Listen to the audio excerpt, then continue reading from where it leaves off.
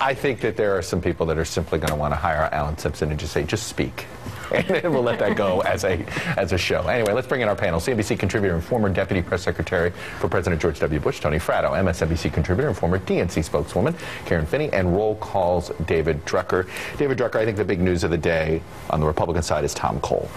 How much influence does Tom Cole have inside the House Republicans among the sort of the conservative pragmatists? Not much. I wouldn't make too much of this other than it's another Republican talking about the idea that we don't have to, we don't have to hold firm on this idea that, So, I mean, it's notable because you have somebody going public with the idea that, hey, let's just do what the president wants. By the way, somebody who's a former pollster doesn't do polls. Correct. But if you're looking at it as, oh, he can give people cover, he's going to influence people to change their mind or to come around. No. That's a fair critique. But the polling piece, because I heard you say that about him earlier, that's not insignificant because at this point, remember, the polls say overwhelmingly Americans will blame Republicans if this deal goes down. The president has the wind at his back on this one. So it's even if you don't like the politics of it, from a pragmatic approach as a Republican, they're negotiating with a deal hand they do not have. And Tony, and that's what's sort of striking to me is this is always one of those cases where I'm like, I am surprised too.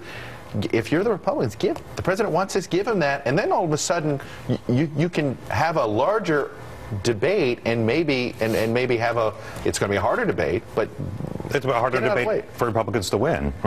Well, I want to negotiate with Tom Cole, right? I want to negotiate with someone who's willing to give today, right? Because you can get the 98% deal anytime. Like you can get that's the deal. But that's you take it off. You can get it at you get rid of the president's best political sledgehammer, if you will. But by the way, it also is good for the people that you represent. It's not like it only helps a certain. I mean, everybody gets something up to 250. I know there's a view that only Republicans have something to lose here, right? But what I see are two sides who've made lines in the sand, right? Republicans saying they don't want to raise tax rates on anybody. Right.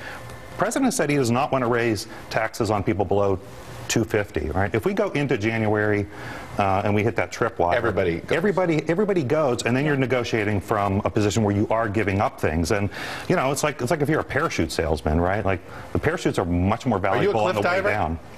I think it's inevitable. I've been saying it for months. That you think we are going over that? I think it's the area where you can do the best negotiating for both sides. For both sides. But the thing are you a cliff diver? Absolutely not. Because here's the thing. Okay. So we go over the cliff. What's this? So is it 2 months, 3 months, 6 months before we get a deal? I mean, people kind of say this like no, great. I don't think.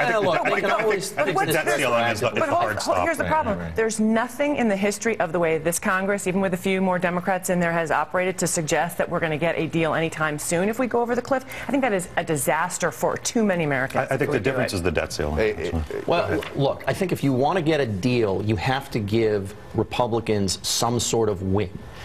Now, maybe you just pound them into the sand, but if you actually want them to come around so this is done before the new year, they have to have some win because their voters are going to be very upset because philosophically on tax increases, it's not about who's affected and who isn't, it's the idea. I'm going to take a quick break. I can tell you this. The White House doesn't want to go over the cliff because they don't want to poison the well of working with Congress for the next 2 years. He doesn't want to have it could exasperate a lame duck faster, and that's what he doesn't want. Anyway, Tony, Karen, David, stick around. Trivia time. We asked how many presidents lost a general election before going on to win the White House. The answer, believe it or not, is 7. John Adams, Thomas Jefferson, Andrew Jackson, John Quincy Adams, William Henry Harrison, and Richard Nixon were all elected after at least one losing run. Grover Cleveland won the White House on his first try, lost in 1888, then won again in 1892. We'll be right back.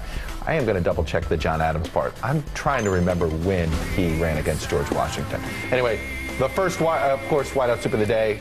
Chicken noodle. Not a day for chicken noodle other than for me. I'm not feeling very well. We'll be right back. Oh, really? Now you tell.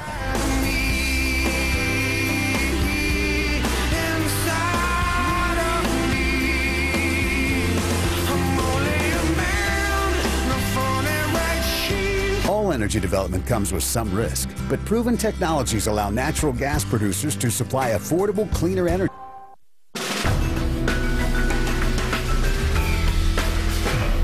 Let's bring back our panel. Tony Fratto, Karen Finney, David Drucker. Tony, with you here, I thought I'd use this as an excuse. You were there, Bush's second term. Politically, what lesson can Barack Obama and the Democratic Party learn from a mistake, if you will, that Bush made in the first 6 months? his second term. I think the failure was that we never picked a fight with our party. We never vetoed a spending bill and did not put us in a position where we can be an independent actor with both parties for the second term. It's an issue. I've heard this complaint actually from Democrats about the president. Go inside the White House. On Bush, I think it was no, on the president, that he needs to always be the independent actor. But I think in this instance, I think the president really needs to use the leverage that he has in that massive database that he didn't use in the first term, that we were all wondering if he was going to use the first time. I say use it, get what you want. Remember, Bush said he had a lot of political capital. Now I'm going to spend it. Don't assume people reelected you to do everything you said you were going to do. They just decided they liked you better than the other guy. Yeah, fair enough. Shameless plugs. David, I'll start with you. Rollcall.com. It's free. I'll keep saying it. And look for our. You're right. I gotta get used look to for our 2014 Senate ratings coming out tomorrow. And it's password. No more passwords. No more business? Nothing. If it's in the print edition, if it's online, it's free. Tony. December 1st is World AIDS Day. My favorite charity, Artists for Charity, supporting orphans with HIV positive in Addis Ababa. Fundraiser Saturday night, December 1st here in D.C. December 1st, Saturday night. Awesome. Karen. Record number of women in Congress. Got to give them a shameless plug. I hope it brings a little bit of sanity to the process. By the way, though, all of the committee chairs in the House Republican Conference, white men. All white men. Very representative. Picture of the party's potential problems right now. Yeah. That's it for this edition of the Daily Rundown. We'll see you right back here tomorrow. Coming up next, Chris Jansing. Bye-bye.